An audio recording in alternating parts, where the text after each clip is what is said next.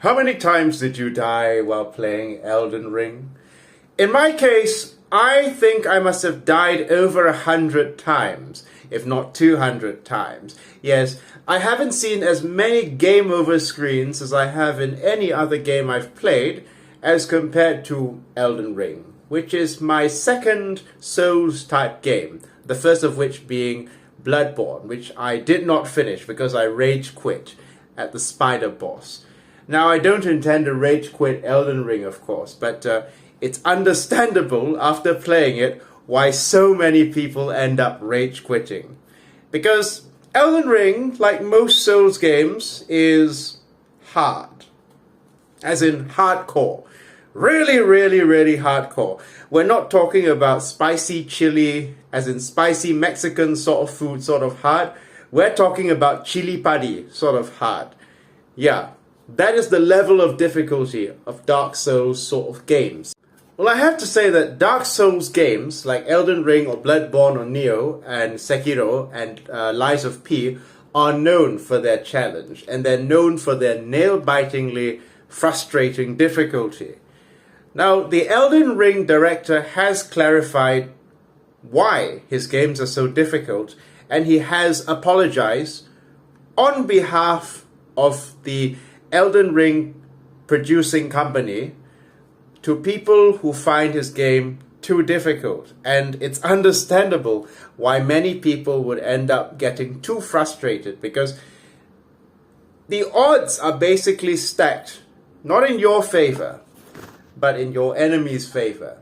Now, many of us are used to games like Devil May Cry or games like Final Fantasy, in which the hero can take multiple hits with a broadsword and still stand up like it's nobody's business, like as if the person was none the worse for wear. But not Elden Ring. In Elden Ring, you are basically seeing things not from the point of view of some chosen hero, but from the point of view of the minion that the chosen hero is supposed to hack to pieces on the way to the boss. When you play Elden Ring, the first thing that you notice is that you are not special.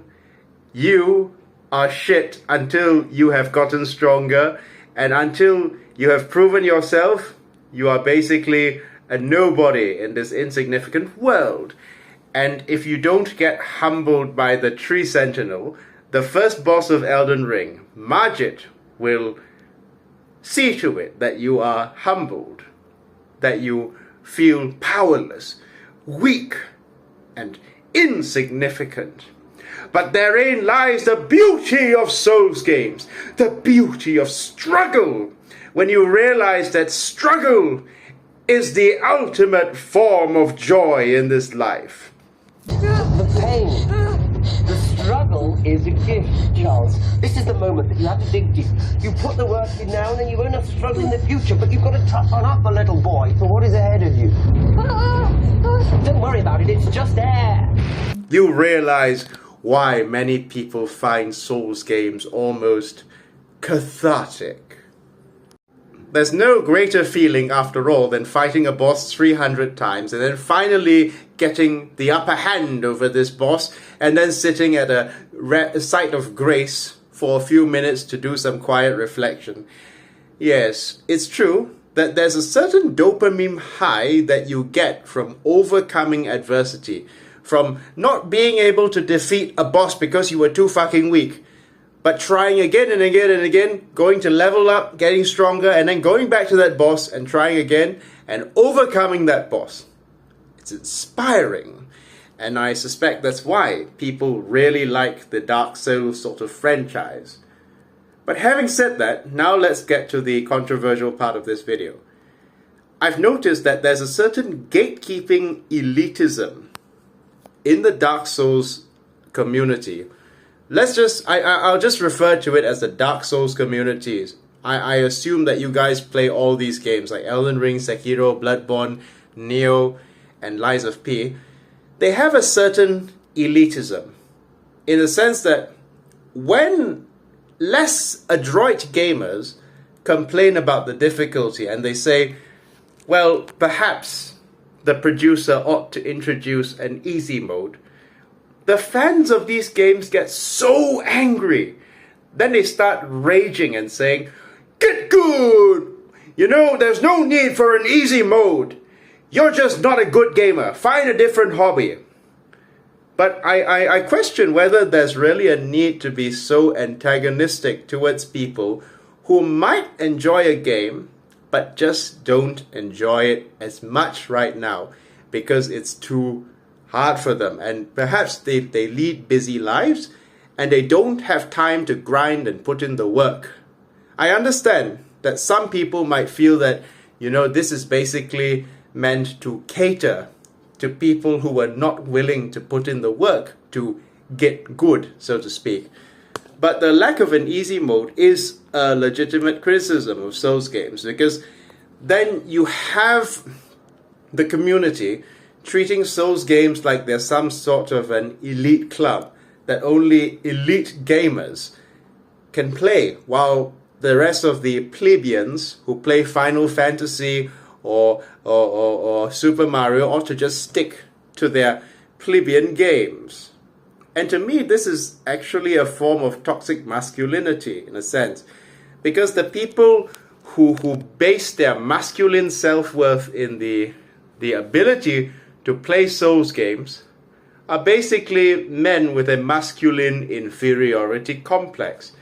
Because if you have a masculine superiority complex, or you feel secure in your masculinity, there's no need to basically derive your sense of self-worth from being better than the average gamer. Because to play Souls games, you really do need to be better than the average gamer.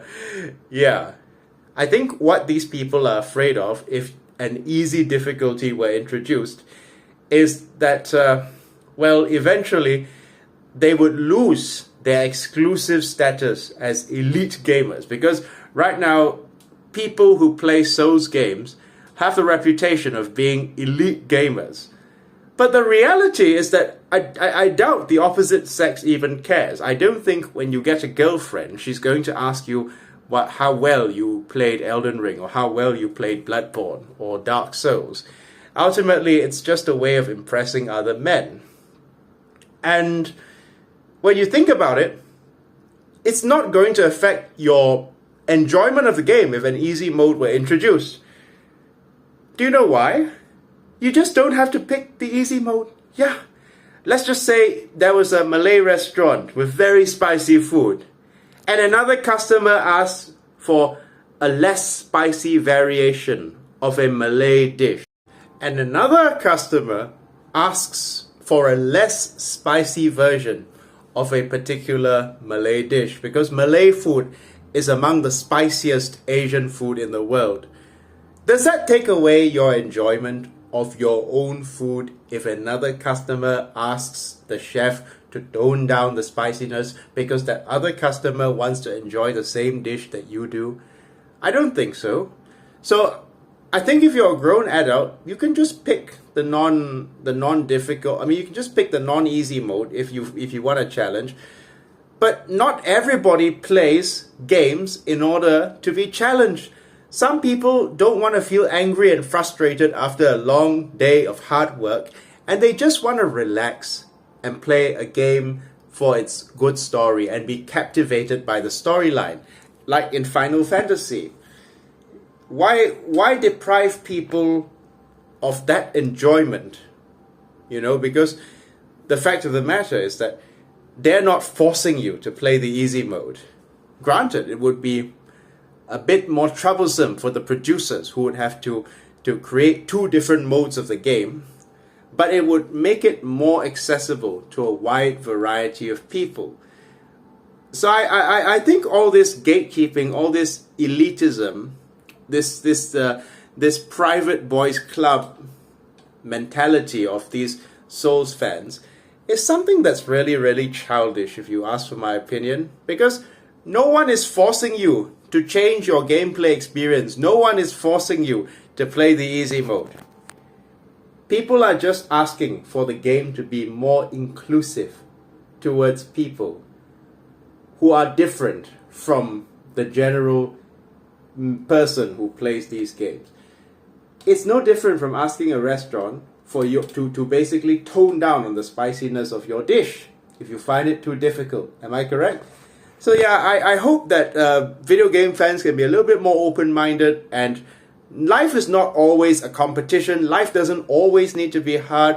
And sometimes, yeah, get good is basically just toxic masculinity, you know, and it's a form of just basically telling people just to get good just misses the point, which is that some people are not interested in grinding for hours. Some people just want a good game with an enchanting story, and they just want to be captivated. Thank you very much, and have a nice day.